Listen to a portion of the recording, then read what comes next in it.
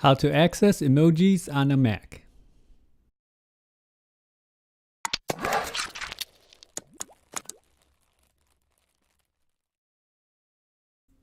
Hello everyone, welcome to Brian Unboxed. This is a brief tutorial on how to access emojis on a Mac. This can be used in various apps and also in the browser. If you are new to my channel, don't forget to hit that subscribe button so you don't miss out on future videos, and give it a thumbs up as well.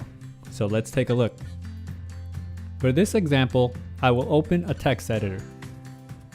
Once that's open, hold down the following keys: Control, Command, and Spacebar at the same time. You will then see a window with all the emojis. It's that simple.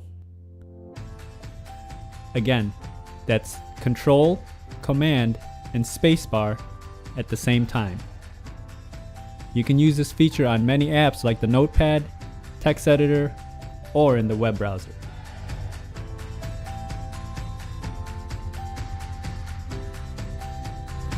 So there you have it, a quick demonstration on the emoji feature for Mac.